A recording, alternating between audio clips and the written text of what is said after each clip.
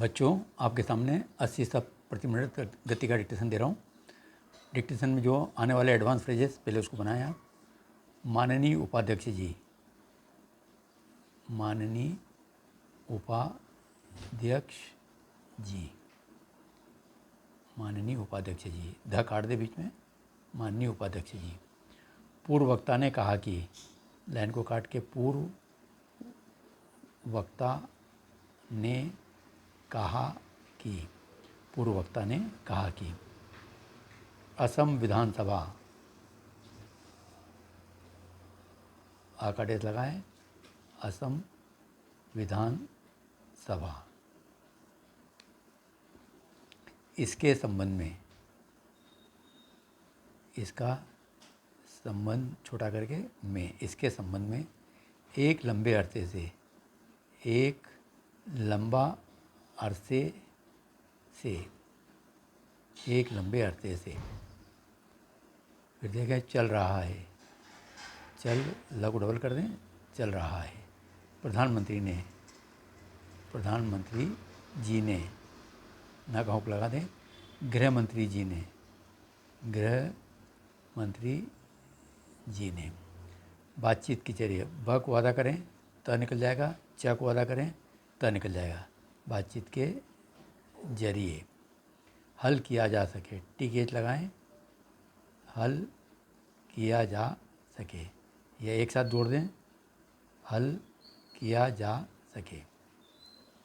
हमारे देश की एकता, टी के एच लगाएं, हमारे देश की एकता जबरदस्त खतरा, जबरदस्त का सब चिन्ह खतरा है। दुख के साथ, लाइन को काट के, दुख के साथ कहना पड़ता है कि, कहना पड़ता है कि साफ तौर से, साफ तौर से, अनेक प्रकार से, अनेक प्रकार को डबल कर दें, अनेक प्रकार से,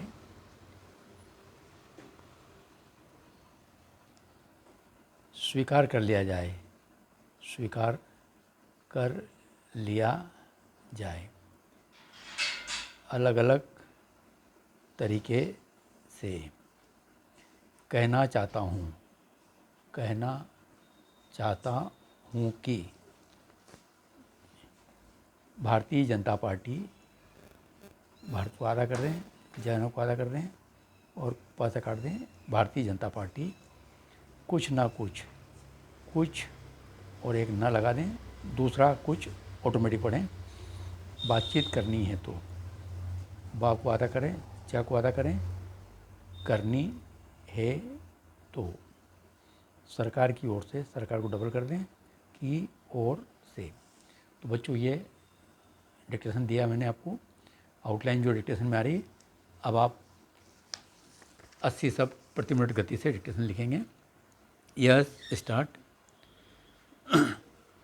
माननीय उपाध्यक्ष जी, जैसा अभी मेरे पूर्व वक्ता ने कहा, अच्छा होता कि यह बजट असम विधानसभा में ही प्रस्तुत होता और वहाँ पर इसके संबंध में कार्रवाई होती, लेकिन हमसे वह हाल छिपा नहीं है जो कि एक लंबे अरसे से वहाँ पर चल रहा है।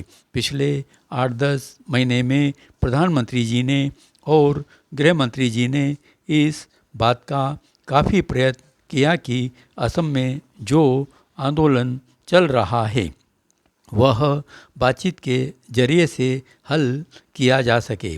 विरोधी पक्ष के माननीय सदस्यों की तरफ से भी बार बार यह कहा गया है कि इस आंदोलन के अंदर पृथकता की भावना है, इस आंदोलन के अंदर सांप्रदायिकता का विष है और इस आंदोलन से हमारे देश की एकता को ज़बरदस्त खतरा है। इसलिए इसका कोई ना कोई राजनीतिक हल ढूंढा जाना चाहिए, लेकिन यह बात किसी से छिपी नहीं है कि राजनीतिक हल क्या हो। जब इस बात पर विचार होता है तब राय एक नहीं होती, बल्कि मुझे तो दुख के साथ कहना पड़ता है कि कुछ दल तो साफ तौर से आंदोलन का समर्थन करते हैं। कहाँ से धन आ रहा है और कौन धन दे रहा है, इसके संबंध में अनेक प्रकार के विवाद हैं, अनेक शंकाएं हैं। मैं उसके विस्तार में जाना नहीं चाहता, लेकिन एक बात निश्चित है कि आज असम में जो आंदोलन चल रहा है उसका बातचीत के जरिए से हल निकाला जा सके तो उससे अच्छी बात कोई दूसरी हो नहीं सकती है। यह बात भी साफ जाहिर है कि वहाँ पर आंदोलनकारी जिन मांगों को लेकर चल रहे हैं, मैं समझता हूँ विरोधी पक्ष भी उन मांगों को पूर्णतया स्वीकार करने के पक्ष में नहीं हैं, और अगर उनको स्वीकार कर लिया जाए तो उसका असर देश के कई दूसरे हिस्सों पर भी अलग अलग तरीके से पड़ेगा। कहा यह जाता है कि पिछले 30 साल के कांग्रेस के शासन में यह खराबी वहाँ पर पैदा हुई, विदेशी लोग वहाँ पर पहुँचे। लेकिन मैं कहना चाहता हूँ कि 30 साल बाद जब जनता पार्टी का शासन आया तो क्या जनता पार्टी की सरकार ने इस आंदोलन के शुरू होने से पहले इस संबंध में विदेशी लोग वहाँ पर आकर ठहर गए हैं? क्या कोई कार्रवाई की?